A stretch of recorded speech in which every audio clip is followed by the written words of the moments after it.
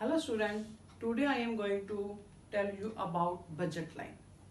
जब भी आप मार्केट में कुछ शॉपिंग करने जाते हो, ठीक है, तो आप देखते हो कि क्या जो गुड आप खरीदना चाहते हो वो आपके बजट के अंदर है। जो आपका बजट किस चीज़ पे डिपेंड करता है, आपकी इनकम और प्राइस ऑफ दैट गुड, कि क्या आपकी इनकम और प्राइस ऑफ दैट गुड आपको अलाउ कर रही है कि आप वो चीज़ को खरीद पाओ, ठीक है ना, that is budget. So today we will discuss about budget, budget line, budget set. And what is budget line?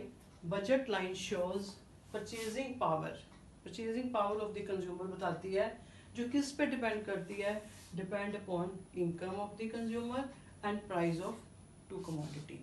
To commodity क्यों? बिकॉज आपकी इंडिफरेंस कर्व की एजम्पशन है, टू कमोडिटी है, ठीक है। यानी कि we are studying about microeconomics, तो इसमें हम छोटे छोटे एग्जांपल लेते हैं, ठीक है। मान लो वो कह रहा है कि कंज्यूमर की जो इनकम है 20 रुपीज़ है, 20 रुपीज़ उसकी इनकम है और वो दोनों गुड पे इसको स्पेंड करना चाहता है, ठीक है। यानी कि जो मनी इनकम है आपके पास है, इसकी इक्वेशन क्या है, is equal to price of A good multiply by quantity of A good, ठीक है।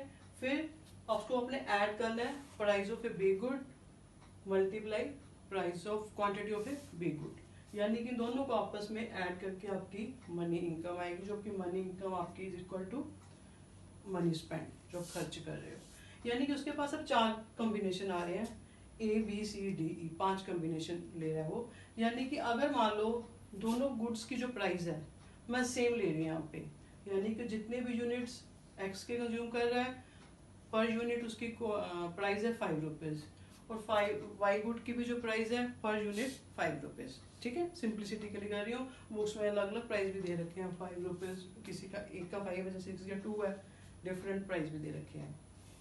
यानी कि अब आपके पास जो कंज्यूमर की इनकम है ₹20, अगर वो गुड एक्स के 4 यूनिट परचेज करता है, 4 यूनिट पर ईच की प्राइस कितनी है 5 रुपीज़, यानी कि वो अपने 20 रुपीज़ यही स्पेंड कर रहा है, तो उसको वाई की 0 यूनिट कंज्यूम करेगा, ठीक है।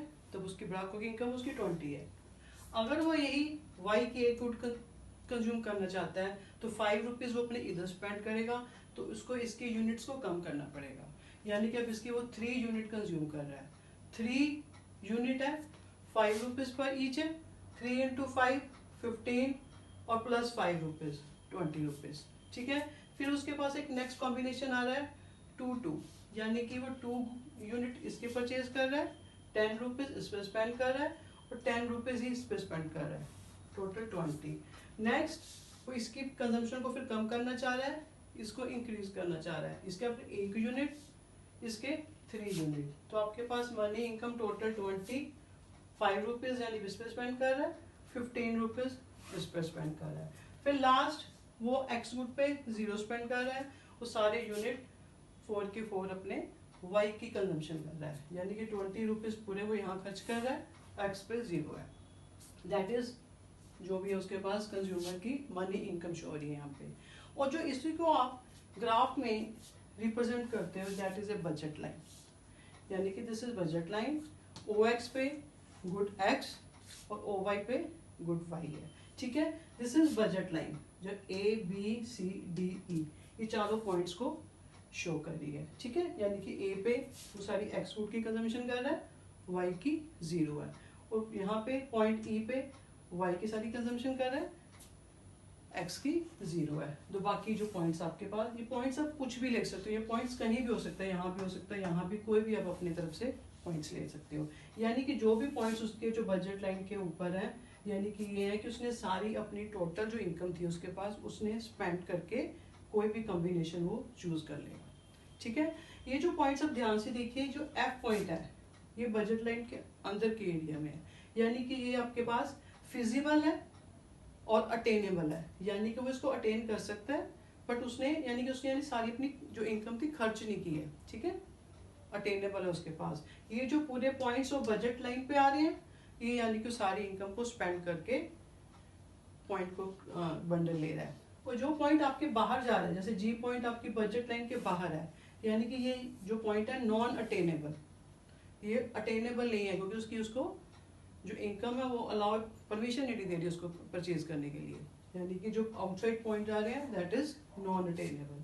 यानी कि जो प्राइस लाइन की ये स्लोप है जो आपके पास बजट लाइन की slope is equal to change in good Y divided by change in good X good.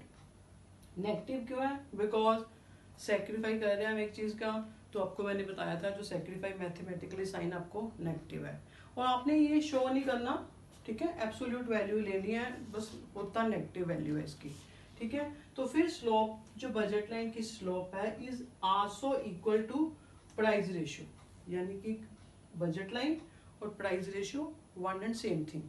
Budget line is equal to price ratio. Price ratio कैसे निकलेगी आपके पास?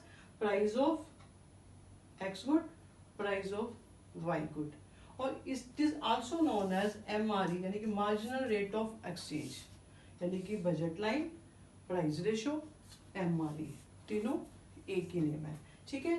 यानी कि अब आपको क्लियर। और ये जो बजट लाइन है, जो इसकी प्रॉपर्टीज क्या है? Budget line always downward slope है, और स्ट्रेट लाइन है, स्ट्रेट लाइन रहेगी बिकॉज क्योंकि जो प्राइस है वो कमोडिटी के फिक्स है, ठीक है। ये जो आपके पास आ रहा है, एक कई बार पूछा जाता है आपको difference between budget set and budget line, ठीक है। बजट लाइन आपके पास पहले क्या है, यानी कि आपकी क्या इक्वेशन है? Price of x good, quantity of x good plus price of Y good और क्वांटिटी ऑफ वाई गुड या सेकंड गुड कुछ भी है इक्वल टू इनकम। ये हमेशा बजट लाइन पे जो पॉइंट है आपकी इनकम के इक्वल होंगे, यानी कि आप पूरी सारी इनकम अपनी स्पेंड कर रहे हो। और दूसरा आता है budget set. Budget set equation क्या है? Price of one commodity, quantity of a first good plus price of second commodity and quantity of second good is always and less than equal to Y. ये जो point है, ये जो expenditure है, यहाँ तो अपने वाई पूरी इनकम को स्पेंड करके ले रहा है, या लेस देन, यानी कि जो पॉइंट है हो सकता है वो अपनी इनकम को पूरा स्पेंड ना कर रहा हो, लेस देन भी हो सकते हैं पॉइंट, ठीक है।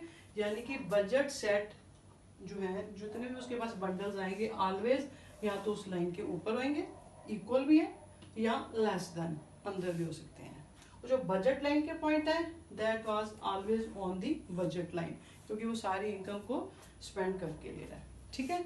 दिस वाज मतलब आपके पास क्या है? तो हाँ, budget set is also known as budget constant.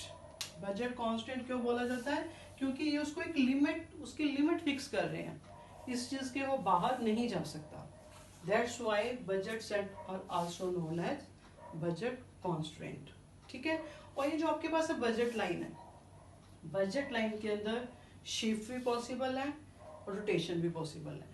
Shift यानी कि आगे पीछे मूव कर सकती है। शिफ्ट मान लो यानी कि कंज्यूमर है, उसकी इनकम अगर इंक्रीज हो गई है, इनकम अगर इंक्रीज हो गई है, यानी कि यहाँ पे एक्स गुड है, वाई गुड है, इनकम इंक्रीज हो रही है, तो वो दोनों गुड्स की कंजम्पशन ज़्यादा करेगा, यूनिट्स बढ़ा देगा, तो यानी कि वो फॉरवर्ड शिफ्ट कर जाएगी due to increase in income. अगर ऐसे ही कंज्यूमर की इनकम कम हो रही है, ठीक है, तो वो बैकवर्ड शिफ्ट कर जाएगा, यानी कि दोनों गुड्स की कंजम्पशन को कम करेगा। शिफ्ट पॉसिबल व्हेन कंज्यूमर की इनकम में चेंज हो रहा है, इंक्रीज और डिक्रीज। हाँ, अगर दोनों गुड्स की प्राइस कम हो रही है तब भी उसकी शिफ्ट कर जाएगी, दोनों गुड्स की प्राइस ज्यादा हो रही है तो भी वो शिफ्ट पॉसिबल है, ठीक है। नाउ अब आ रही रोटेशन। रोटेशन तभी होगी जब एक गुड की प्राइस में चेंज हो रहा है, दूसरे गुड की प्राइस में चेंज नहीं हो रहा। जैसे कि मान लो यहाँ पे एक्स गुड है ना और वाई गुड है, अब एक्स गुड की प्राइस में चेंज हो रहा है, वाई पे नहीं हो रहा, यानी कि आपकी बजट लाइन है AB, ठीक है। अब मान लो जो एक्स गुड है उसका प्राइस कम हो गया तो वो फॉरवर्ड, ठीक है, उसके वो राइटवर्ड शिफ्ट कर जाएगी। ऐसे ही अगर उसका प्राइस ज़्यादा हो जाता है तो वो बैकवर्ड, ठीक है, यानी कि उसके लेफ्ट साइड मूव कर जाएगी। वो पॉइंट सेम रहेगा क्योंकि उसके प्राइस में कोई चेंज नहीं आया, यानी कि rotation is possible when price of A one commodity change. ऐसे ही अगर आपके पास दूसरी गुड का प्राइस चेंज हो रहा है, एक्स गुड का प्राइस चेंज नहीं हो रहा, वैसे ही अगर उसका जो प्राइस है, ठीक है ना, डाउन हो रहा है प्राइस, तो वो फॉरवर्ड चली जाएगी, उसकी क्वांटिटी ज़्यादा परचेज करेगा, ठीक है। अगर उसका प्राइस ज़्यादा हो रहा है तो वो बैकवर्ड शिफ्ट कर जाएगा, तो वो उसकी क्वांटिटी कम लेगा। यानी कि shifts and rotation possible. Shift मतलब चेंज इन इनकम, या both price of both goods change होगा। Rotation due to only one commodity. तो ये टुडे ये था आपके पास लेक्चर ऑन बजट लाइन, और next lecture I will deliver on consumer equilibrium with the help of indifference curve. और इसके बाद हम दूसरी अपनी सेकंड बुक है जो स्टैटिस्टिक, उसकी तरफ मूव करेंगे, ठीक है। और आप अपना पढ़ते रहिए साथ साथ, प्लीज़ मैं बार बार ये रिक्वेस्ट कर रही हूँ, नहीं तो सारे लेक्चर इकट्ठे हो जाते हैं फिर, ठीक है। और एक हाँ, आप एक इसका ऐसे स्क्रीनशॉट भी ले लीजिए, क्योंकि कई बार कुछ चीज़ आपने फटाफट मिस हो जाती है, दोबारा पढ़नी है तो आप उसको देख पाओ, इसका स्क्रीनशॉट यू कैन टेक, ठीक है। तो for bye bye till next lecture.